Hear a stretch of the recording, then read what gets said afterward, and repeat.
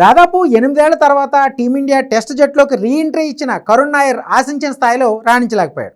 వరుసగా 3 టెస్ట్ మ్యాచ్ల్లో అవకాశం ఇచ్చినప్పటికీ ఘోరంగా విఫలమయ్యాడు. మొత్తంగా 6 ఇన్నింగ్స్లో నాయర్ కేవలం 131 పరుగులు మాత్రమే చేయగలిగాడు.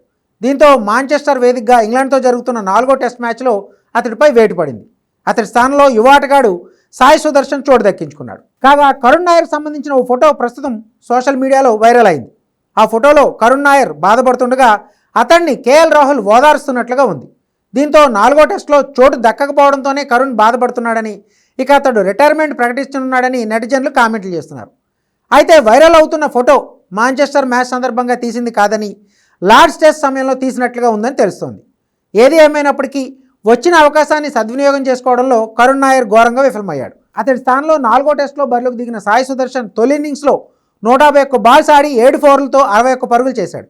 దీంతో రెండో ఇన్నింగ్స్లోనూ సాయి రాణిస్తే ఆఖరి టెస్ట్ మ్యాచ్లోనూ కరుణ్కు చోటు దక్కడం కష్టమే. ఇక 4వ టెస్ట్ మ్యాచ్ విషయానికి వస్తే తొలి ఇన్నింగ్స్లో భారత్ 358 రన్స్ ఆల్అవుట్ అవగా తొలి ఇన్నింగ్స్లో దూకుడుగా ఆడుతున్న ఇంగ్లాండ్ లీడింగ్ సాధించింది.